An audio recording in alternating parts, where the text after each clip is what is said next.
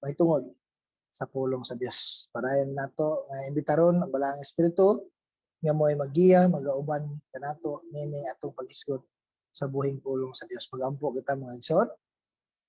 Among Dios nga labing gamahanan, dalaygon ka sa among mga kinabuhi. Salamat o Dios sa imong pagtabang, Lord, paggiya, Lord, sa among mga pagampo. Lord, ikaw lang yun, Lord, ang among saligan ni atong tanan. Kay Lord, wala kami mahimo kung wala ang imong tabang. Ikaw, Lord, nasayod ng daan sa unahan, ug nasayod ka na sa mga panginahanglan, ug ikaw nagaandam na ninig mga katubagan, ug ikaw lang yun, Lord, ang mag-aandam sa among mga kasing-kasing na malipayon nga modawat kung unsa man ang tubag nimo sa among mga pag-ampo, Ginoo. Kaya ang imong katubagan mao gayud ang the best, Ginoo, nga among maasahan, nga among makahatag ka namo kaayuhan, Ginoo. Salamat sa imong pagkamaayo, padayon ka magauban, magagiya sa among paghisgot sa imong buhing pulong, Lord. Iyahan mo kami, ikaw, Lord, ang magatabang nga makaset ang among mga kasing-kasing una diha sa pagpaminaw sa imong buhing pulong. Ginoo, Lord, himo kami sa among pagpaminaw, aduna gid kami tinud-anay nga pagtuo sa imong pulong, ang imong pulong gamahanan, ang imong pulong mamuhat gayon sa matag usa ka namo, Ginoo. Lord, salamat sa imong pagabuhaton sa kinatibuk-an, ikaw magadumala bisan, Lord, sa mga connection namo sa internet o sa data mo, Ginoo. Salamat kayo Dios, dalaygon ka sa ngalan ni Ginoong Hesus. Amen o amen. Okay mga igsoon, meaning special nga Biyernes, no, sa atong prayer meeting, kay ang atong mensahe, no, dinhita sa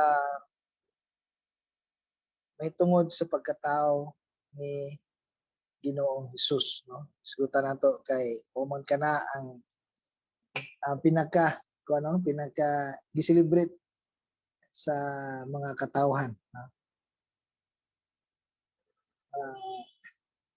Mateo 1:18 paingon sa 25. Bisaya version akong pagabasahon mga igsoon. Giyon dinhi, mao kini ang kaagi sa pagkatao ni Hesukristo. Ang iyang inahan nga si Maria niadtong panahona itakda nga maminyo kang Jose. Apan sa wala pa sila magtipon, nakamatikod si Maria nga nagsabak siya inaagi sa gahom sa Espiritu Santo. Si Jose nga iyang pamanhunon, tao nga matarong, dili buot nga pakaulawan niya si Maria at tubangan sa mga tao. Usa nagplano siya sa pagpakigbulag kaniya sa hilom. Samtang naghunahuna siya niini, mipakita kaniya ang usa ka anghel sa Ginoo pinaagi sa damgog miingon, Jose, kaliwat ni David, ayaw kahadlok sa pagpangasawa kang Maria, kay siya nagsabak pinaagi sa gahom sa Espiritu Santo. Manganak siya batang lalaki ug nganli siya Hesus, kay luwason niya ang iyang katawhan gikan sa ilang kasalanan. Ug kining tanan nahitabo aron matuman ang giingon sa Ginoo pinaagi sa propeta. Ang usa ka putli nga babatan-ong babaye magsabak unya manganak og batang lalaki nganlan siya Emmanuel, nga sa ato pa ang Dios ania uban kanato. Busa sa pagmata ni Jose, gituman niya ang gisugo sa anghel ug gipangasawa niya si Maria. Apan wala niya hilabti si Maria hangtod nga siya nanganak ug ginganlan ni Jose ang bata og Jesus. So mga igsoon, ang atong pagahisgutan o diri una kita sa intro nato mga igsoon, no? Sa pagsugod pa lang, no, sa beer months, no, galingaw-ngaw na ang palibot. Ang mga music sa Pasko na ato nang madungog. Unay ginahulatan nato pag beer na gani, beer months na magsugod na dayon ang alingaw-ngaw sa Pasko. Magsugod na dayon og countdown, no? Ala ko na, hapit na ang Christmas, hapit na ang Pasko. So ang mga plano sa Christmas party magkakuha na sa mga nahuna sa mga tao, no? Mga Christmas lights, no? Paunahay lang, patsadahay lang. Ug ang mga panaygon sayo kay manaygon ng uban, diba? So atong subayon ang origin sa Pasko, no? December 25 ang gi-celebrate di ana mga igsoon, birthday day kana sa ang unconquered nga adlaw or dili mabuntog nga adlaw sa sun. Siya ang Dios, ang Diyos sun, sun god, no? Ang gi-celebrate niya ng December 25. Sikat na siya nga holiday sa imperyo sa Roma na imperyo sa Roma. Sa ulog sila sa winter. Isip simbolo sa pagsubang sa adlaw, ang pagsalikway sa tingtugnaw ug ang pagpahibalo sa pagkatao pag-usab sa ting pamulak or ting init, no? Ting init. So ang katugnaw wala na, ang mipuli bibitlisiw ang haring adlaw. So muna ang ilang gi-celebrate ang December 25. Dayon ang unang opisyal nga paghisgot sa December 25 ngayon nga holiday nagpasidungog sa pagkatao ni Hesus. Makita sa unang Romanhong kalendaryo gikan sa AD 336 muna akong na-search na mga igsoon ang history mahitungod sa December 25. Una ang gi-celebrate ana is Sun God, ang Dios ang ilang adlaw mo ilang giilang nga Dios mo ilang gi-birthdayan. Dayon pag-abot dayon sa gihimo pud sa panahon ni Constantine, no? Opisyal pud nga gihisgutan ang December 25 nga mahimo ng birth of Jesus Christ. So usahay ang kahulugan sa mga pulong, mga simbolo ug mga tradisyon kinahanglan nga mas masabtan pinaagi sa kasamtangan nga paggamit niini kaysa gigikanan niini. Sa parehas nga paagi mga igsoon, ang Pasko adunay lain-lain nga pagano nga gigikanan. Apan ang kahulugan ni dili na parehas sa una, no? Kung mao ni ang gigikanan sa present lahi na. Ang Pasko sa laing bahin sa pagkakaron, no, nagrepresentar sa pagsaulog sa pagkatao ni Hesukristo. Kung pagano ang pagsaulog sa Pasko, mausab ang kung tawgon mo gyud nga pagano ang pagsaulog sa Pasko, kani day pong Domingo, no? Gingalan po din siya sa pagano nga Dios o ang uban nga mga adlaw. Pagan god gyapon ning Domingo ana. So apan isip nga Kristohanon, no?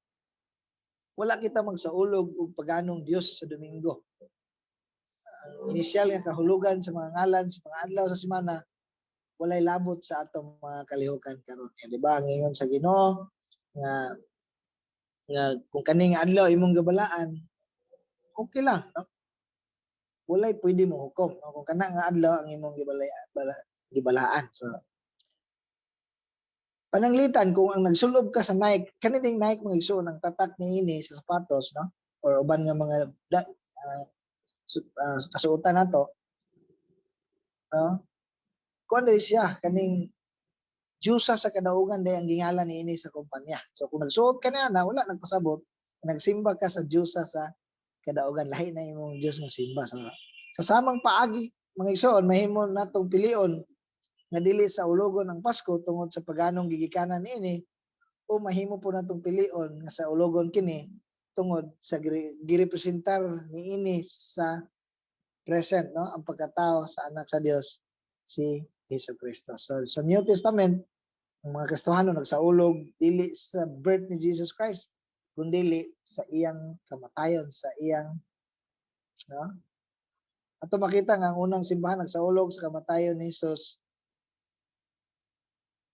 Gani istultihan pa gani kita ni Jesus sa paghinumdum sa iyang kamatayon mo sa komunyo, no? Hinumduman nato ang iyang kamatayon in remembrance of me, amo ning Jesus Christ. Apan ang Biblia wala maghatag ibugaton sa paghinumdum sa iyang pagkatao. Kita lang nato no nga ang ka-excited sa mga wise man, no? Atong panahon na. Sa usa sa mga hinungdan ngano nga ang Pasko wala gisuportahan sa unang mga Kristiyano mao ang ika-4 nga siglo tungod kay adunay mga kontrobersya bahin sa pagka-Dios ni Kristo. Nga ang panahon na ang doktrina sa pagkatao ni Kristo gipaila, no? Pagpamatud nga ang pulong nahimong unod, nahimong tao. Bisan pa ang Pasko karon nagpasiyugda sa pagkatawhanon ni Kristo ug ang kamaturan nga si Jesus na tao sa usa ka birhen ingon nga katong gibasa karon nadungog ninyo mga igsoon. Na tao siya pinaagi ni Maria. So gilalang sa balaang espiritu. So tinuod nga siya wala mataw sa ika-25 kay wala man specific nga pizza ang gihatag no sa Bible no. On December 25 it's Jesus natawo no. Apan si Jesus nahimugso. Natawag yun siya usa ka espesyal kaayo nga panghitabo alang sa mga Kristohanon o sa tibuok kalibutan. So ang aktual nga adlaw natawhan ni Jesus wa gyud na mahibalaan bisan pa o giayo-ayo na nila og study to pagtuon. Apan aduna sila yung mga pangagpas nga kini pwede sa Marso no. Pwede sa ana nga mga bulan.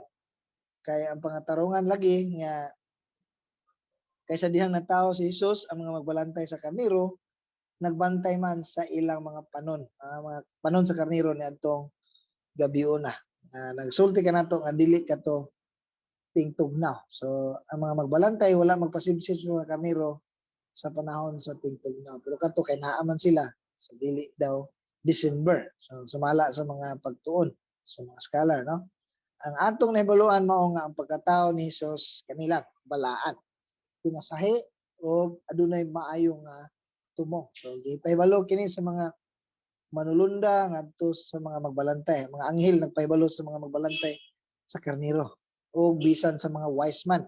Klaro na to nga dili na siya three kings, wise man ingon sa Bible mga maalamon nga tao. O kini maoy katumanan sa panagna sa Old Testament. Sa Old Testament nagsugod na ang paghisgot ni si Jesus muanhi og mupuyo uban kanato og siya magdala sa kaluwasan ug katubsanan no sa mga sala sa mga tao. So walay bisan usa ka sugo nga makita sa Biblia nga nagsulti kanato nga mag-celebrate sa pagkatao ni Jesus Christ. No? Ang uban gani wala man mag-celebrate sa birthday nato, no? Matag usa. Pero kita nag-celebrate kay nagpasalamat ta sa Ginoo sa lain nga tuig. Pero wala gisugo sa Biblia, no? Ang uban po dilang girason nga ang dili ko na maayo ang pag-celebrate sa birthday kay sa panahon kuno nga nag-birthday hari ba to giputlan si Juan sa ulo no kay gihalad dito sa diba kung kadumdum mo sa istorya ni Herodes no? So ang Biblia wala usab nagdili kanato sa pagsaulog sa iyang pagkatao. Usa ang Pasko dili usa ka butang nga kinahanglan likayan no magsuon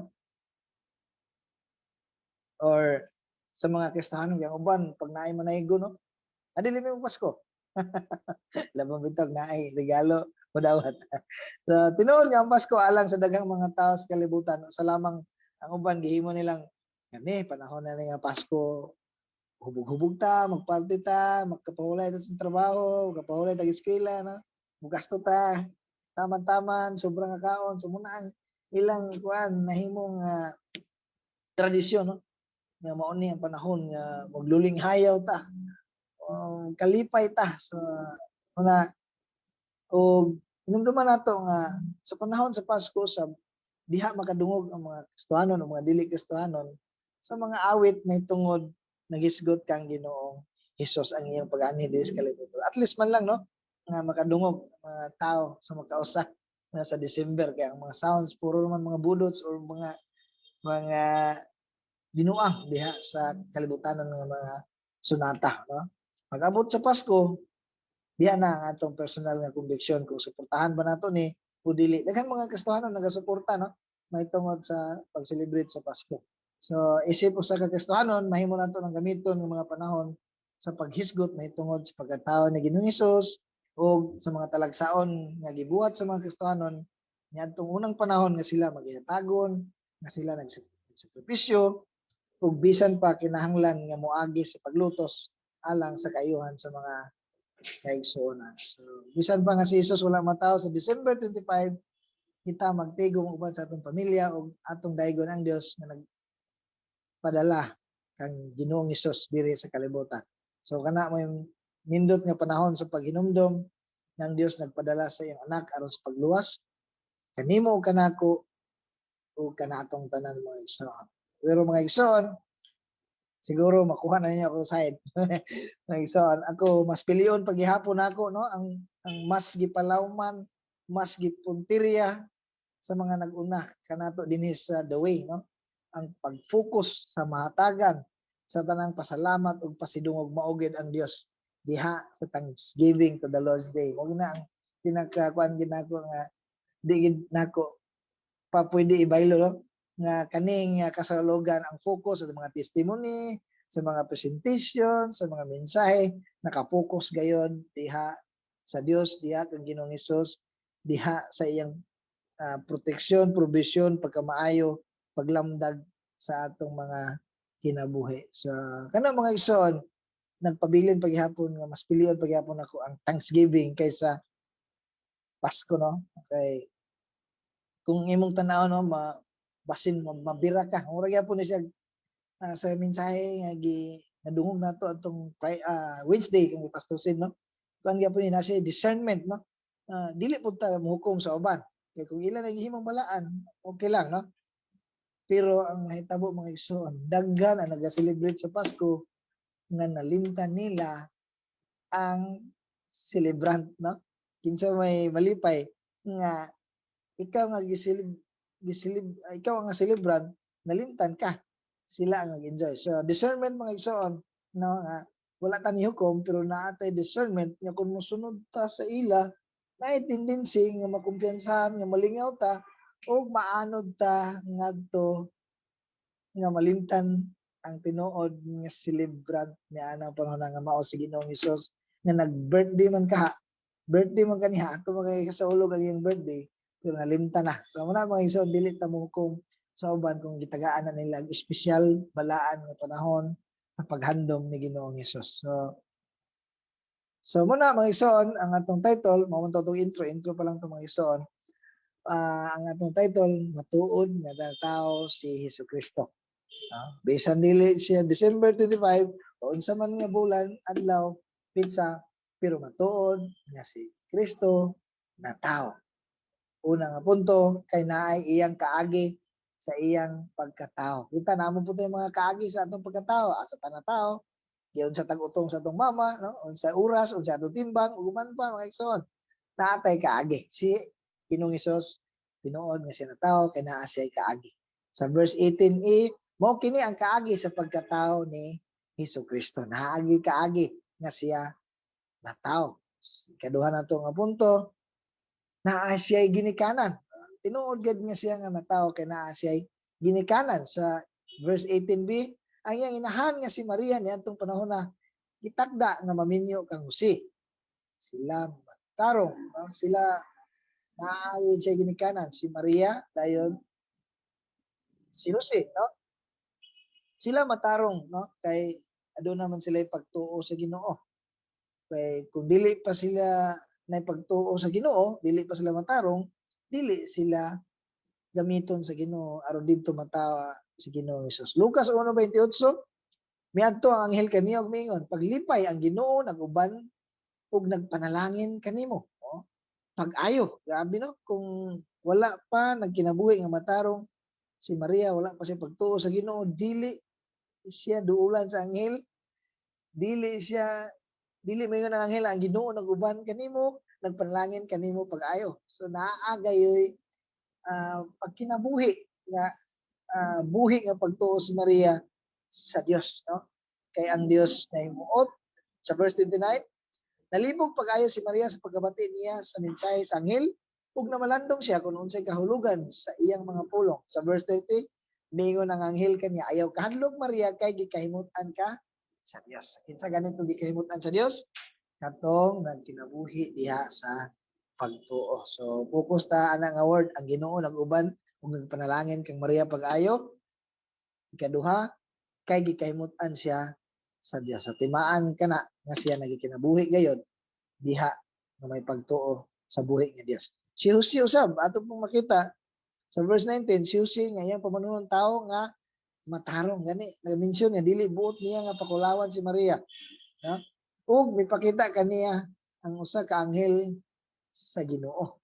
Sa verse 24, gituman niya ang gisugo sa anghel o gipangasawa niya si Maria apan wala niya hilabti si Maria. Sa verse 25, hangtod niya siya ng anak ug ginganlan ni Jose bata ug Jesus, no? Makita nato nga si Maria ug si Jose naagay pagtuo, nagkinabuhi diya sa pagtuo, no?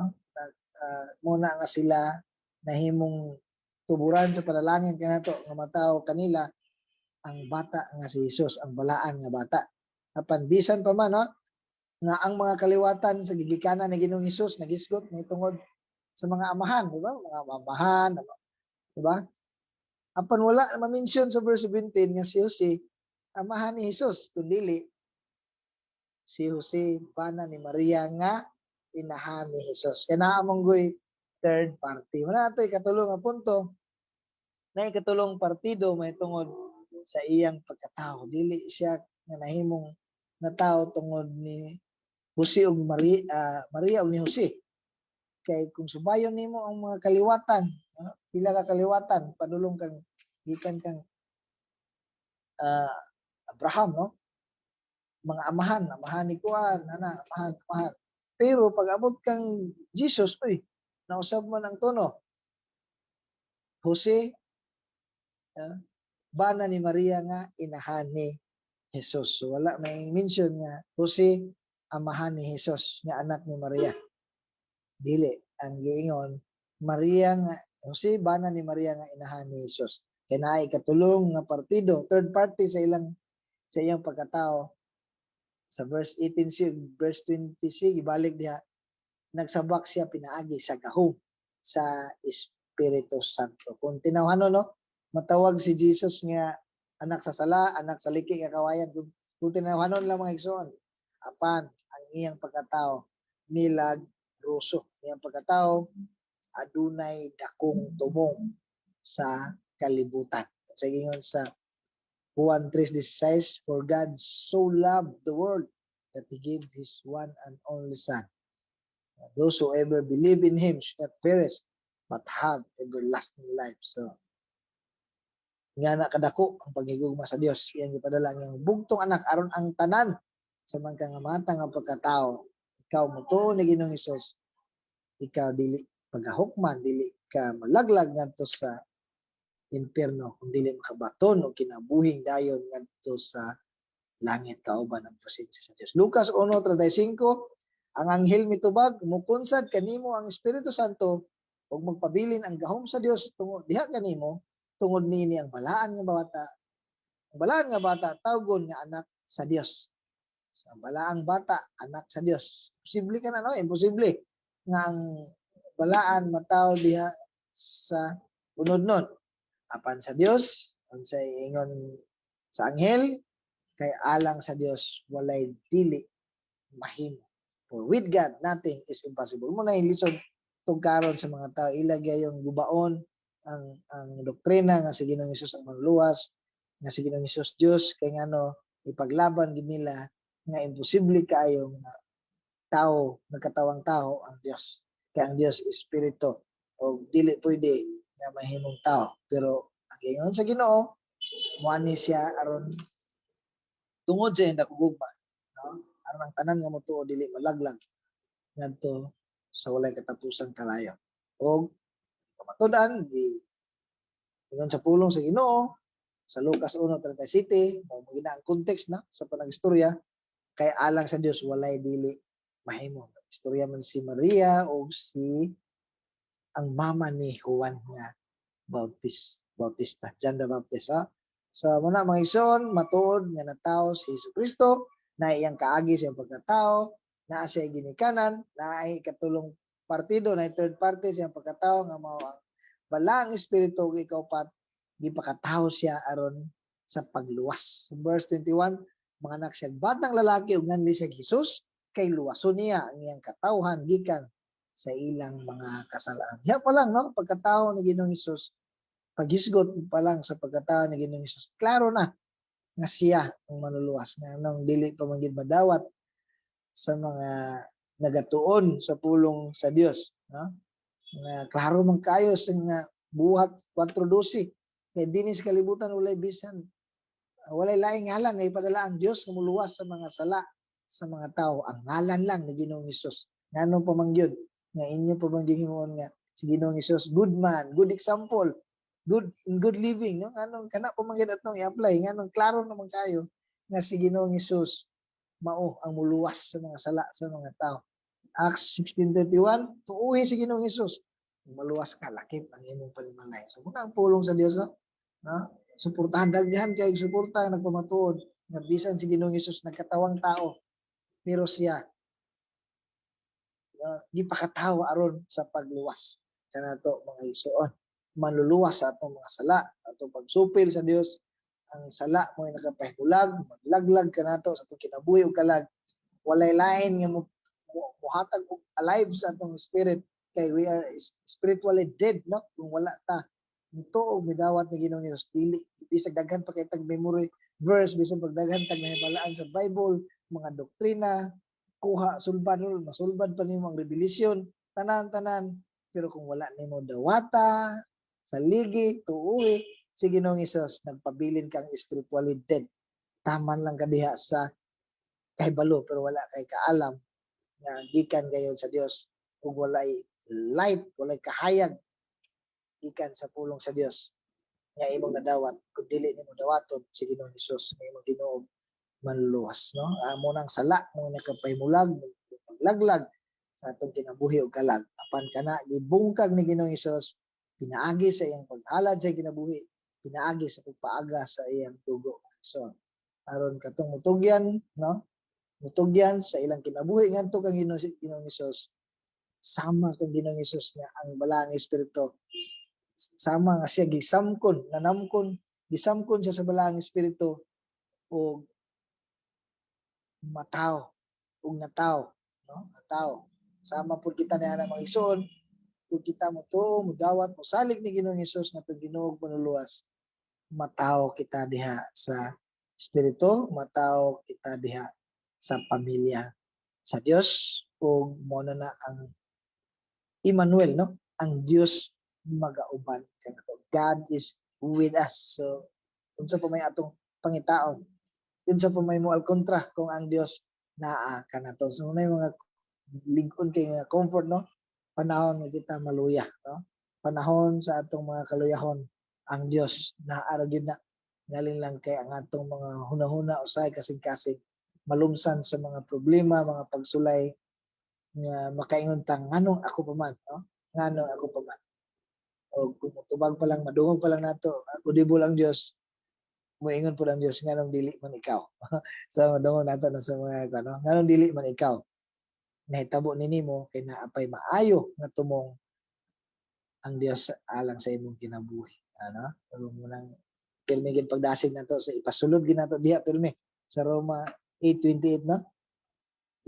And we know that all things work together for good to them that love God, to them who are called according to His purpose. Mo gina permi dili ginato na igawas diha, no? Igawas diha sa prinsipyo sa pulong sa Dios nga naagi kabubuton ang tanang panghitabo sa atong kinabuhi. So, naikayuhan, no? Sa muna mga igsoon, muna ang pagtumatod nga siya gipakatao aron pagluwas ug isa ikalima nga punto, natuman ang tanan kay matinud-anon ang Dios ug nagmatinud-anon usab ang alagad sa Dios. So, si Maria nag-amping siya ang pagkatao, si Jose usab nag-amping pod, no? Bisan ga plano siya sa hilom nga makigbulag kay wala niya nasabti dayon nga anong naburos man niya nga akong uyab, no? Nga wa pa man ako nahilabti, no? Abi niya na ay lahi, no? Lahi nga nakahilabot apan kabubuton sa Dios nga nagsabak pinaagi sa balaang espiritu. So wala itugot sa Dios ang iyang mga plano, no? Ug ang nindot nga plano sa Dios gayud mao ay natuman ug alang sa kabulahanan sa tanan. Amen mga igsoon. So salamat sa Ginoo sa iyang buhing pulong sa atong panapos. Nataw gayud si Ginoong Hesus nga atong maluluwas ug miagi sa kamatayon, gilubong ug milagrosong nabanhaw. Mao kana ang maayong balita kay pwede man nga ang gingon sa 1 Corinthians 15 si Jesus ingon diha nga namatay, gilubong ug nabanhaw. Pero pwede man nato i-connect, no? Nga siya gipadala na tao. So na tao gayud si Ginoong Hesus ang atong maluluwas nahimong flesh, no? He become flesh, no? Umiagi sa kamatayon, gilubong ug milagrosong nabanaw. Mao kana ang mayong balita ug ang giingon ni Pablo ang mahinungdanon kaayo, no? Ang mahinungdanon kaayo ug maoy magkaluwas. Kung magpabilin kita diha nga lig-on, gawas ko tapaw lamang atong pagtan-aw niya ng maayong balita. So, mao pud kanay makahatag atong bag-ong pagkatao diha sa pamilya sa Dios. So, muna atong challenge nini kagabion mga igsoon. Mga tagtabang sa Dios nga kining bulan sa December, no? Or unsa pa nga bulan nga naay kahigayonan mga igsoon, dili nato na ihikaw sa atong mga pamilya, mga bisita, mga higala nga sila usab mga tao diha sa pamilya sa Dios. So mao kanay atong mapaambit, no, ang maayong balita nga si Jesus na tao gayud nga tinuod ug mao ni ang pinakadakong rason. Pasulti nato ang pinakadakong rason sa iyang pag-ani. So mao kanay regalo, no, nga atong mahatag kanila nga dili hitopngan, dili mahuman bisan pagliwas, bisan pagpila ka December, pila ka Pasko ang muagi o mahatag kinila kaayuhan sa ilang tibuok nga pagkatao pagkinabuhi. So amen mga igsoon, o salamat sa Dios siyang pulong pagampo ta. Labing gamahal nga Dios, dalaygon ka sa imong kinabuhi. Salamat kay Dios sa imong buhing pulong nga love us, Lord, sa imong pagkatao, sa imong pag-ani sa kalibutan, aron Lord, aron ang dakong katuyuan ug tumong nga imong gipadayag, gipakita ang imong dakong gugma nga bisan sa makasala pa kami, you demonstrate your love, Lord. Salamat sa imong pagkamaayo o himuha Ginoo nga dili kami magmakuli sa pagpaambit niini sa mga kahigayunan nga imong ihatag kung mahinagbo namo ang mga minahal sa kinabuhi ug uban pa nga mga tawo nga wala pa diha kanimo. Salamat sa imong pagabuhaton Ginoo, padayon ka magalig-on, maga-comfort ang imong saad among huptan nga you are with us, Lord. Salamat sa imong pagkamaayo, dalaygon ka sa ngalan ni Ginoong Hesus. Amen o amen.